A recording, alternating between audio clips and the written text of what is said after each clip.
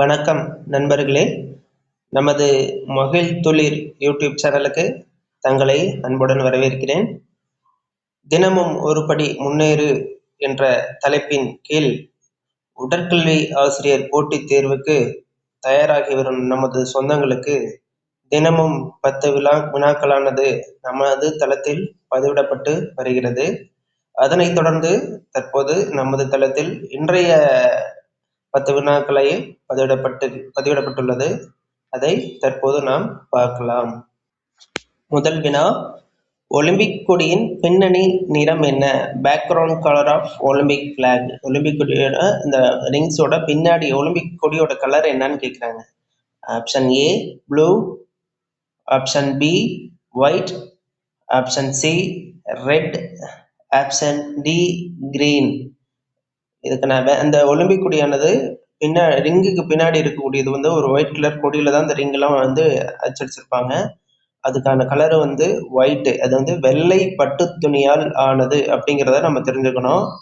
ரெண்டாவது, இந்த ஒலிம்பிக் கொடி அந்த ரிங்ஸ் வந்து எத்தனை இருக்கு அப்படின்னு கேட்டால் 5ன்னு சொல்லியிருக்கோம். டபிள்யூ ஷேப் இருக்கும்னு சொல்லியிருக்கோம். அதை வந்து என்னென்ன கலரு மேலே இருக்கும், கீழே எத்தனை கலர் இருக்கும் அப்படின்னு கேட்டால் மேலே வந்து ப்ளூ, பிளாக், ரெட்டு, கீழே வந்து எல்லோ, கிரீன். இதை தெரிஞ்சுக்கணும். அப்புறம் இதே மாதிரி இதோட சீக்வன்ஸ் கொடுங்கன்னு சொல்லி கேட்கலாம்.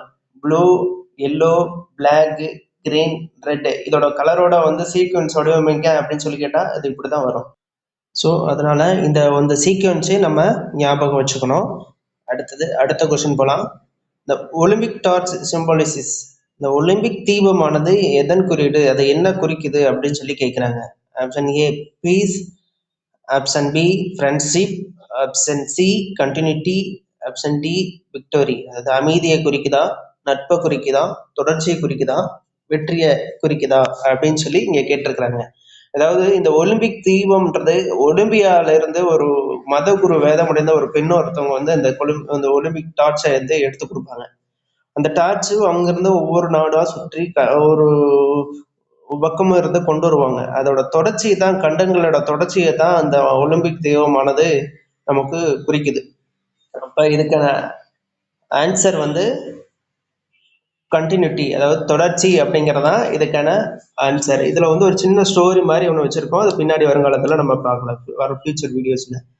அடுத்த கொஸ்டின், ஒலிம்பிக் சங்கம் எப்போது உருவாக்கப்பட்டது?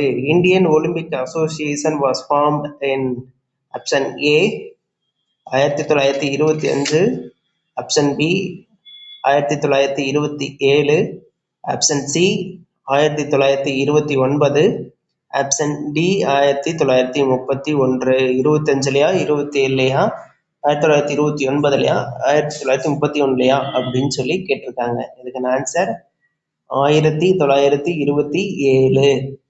அடுத்த கொஸ்டின், IOA என்பதன் விரிவாக்கம் என்ன? IOA ஸ்டாண்டர்ட்ஸ் என்ன அப்படின்னு சொல்லி IOA ஸ்டாண்டர்ட்ஸ் ஃபார் அப்படின்னு சொல்லி என்னன்னு கேட்டிருக்காங்க. Option A Indian Olympic Association, option B International Olympic Association, option C Indian Organising Authority, option D Olympic Association of India. இதுக்கான answer option A Indian Olympic Association. இதுல வந்து ஐஓசியும் ஐஓஏவும் கன்ஃபியூஸ் பண்ணிக்க கூடாது. ஐஓசின்றது ஒலிம்பிக் இன்டர்நேஷனல் ஒலிம்பிக் கமிட்டி. இது வந்து இந்தியன் ஒலிம்பிக் அசோசியேஷன். ரெண்டையும் நம்ம கன்ஃபியூஸ் பண்ணிக்க கூடாது. இதில் நம்ம கிளியரா இருந்துக்கணும். அடுத்த question, an important value developed through physical education. உடற்கல்வி மூலம் வளர்க்கப்படும் முக்கிய பண்பு என்ன அப்படின்னு சொல்லி கேட்டிருக்கிறாங்க. அதுக்கான option A discipline, option B honesty, option C cooperation, option D all.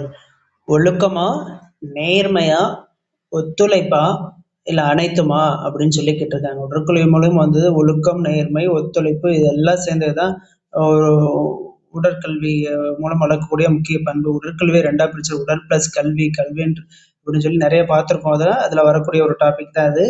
இதெல்லாம் சேர்ந்ததுதான் உடற்கல்வி. அப்ப ஆப்ஷன் டி ஆல், அனைத்தும் அப்படிங்கிறதா இதுக்கான சரியான ஆன்சர். அடுத்த question, physical education is a part of உடற்கல்வி எந்த கல்வியின் ஒரு பகுதியாகும்? Option A general education, option B technical education, option C medical education, option D legal education. பொதுக்கல்வியா, தொழில்நுட்ப கல்வியா, மருத்துவ கல்வியா, சட்ட கல்வியா அப்படின்னு சொல்லி கேட்டிருக்கிறாங்க. உடற்கல்வின்றது பொதுக்கல்வியில ஒரு பகுதி அப்படின்றத நம்ம படிச்சிருக்கிறோம். அதுக்கான answer option A general education. அடுத்த question, main medium of physical education. உடற்கல்வியின் முக்கிய ஊடகம் எதுன்னு கேட்குறாங்க. மெயின் மீடியம் என்னன்னு சொல்லி கேட்டிருக்கிறாங்க.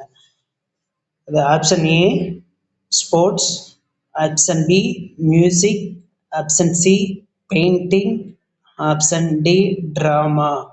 விளையாட்டா, இசையா, ஓவியமா, நாடகமா? உடற்கல்வியான மெயின் மோட்டோ என்னன்னா விளையாட்டு, பிசிக்கல் தான். அதனால அதோட ஆன்சர் ஆப்ஷன் ஏ விளையாட்டு, ஸ்போர்ட்ஸ்.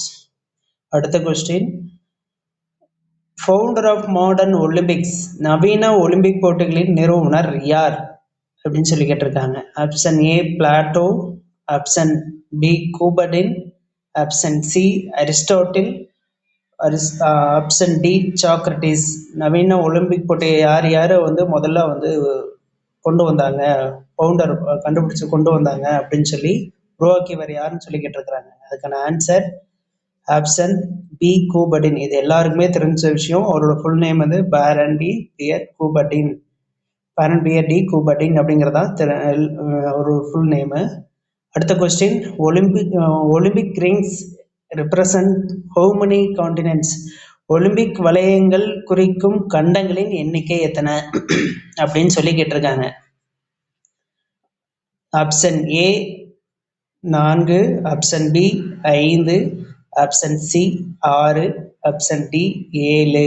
இதுக்கான ஆன்சர் ஆப்ஷன் பி 5. இது எல்லாத்துக்குமே தெரிஞ்ச ஒரு விஷயம்தான்.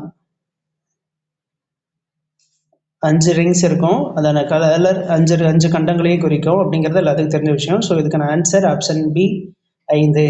அடுத்து, main objective of Olympics. Olympic போட்டியின் முக்கிய நோக்கம் என்ன அப்படின்னு சொல்லி கேட்டிருக்காங்க.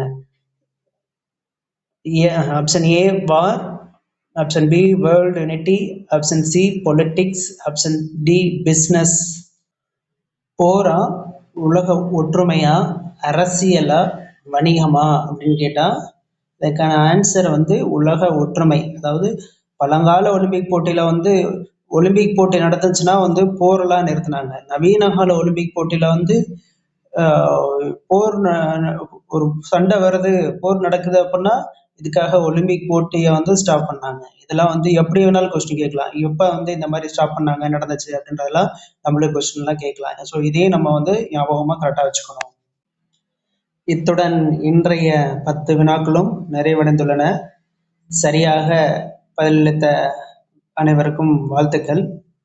தவறிய வினாக்களை மீண்டும் படித்து தொடர்ந்து பயிற்சி செய்யுங்கள். இந்த வீடியோ உங்களுக்கு பயனுள்ளதாக இருக்கும் என்று நம்புகிறோம். பயனுள்ளதாக இருந்தால் லைக் செய்யுங்கள், உங்கள் நண்பர்களுக்கு ஷேர் செய்யுங்கள்.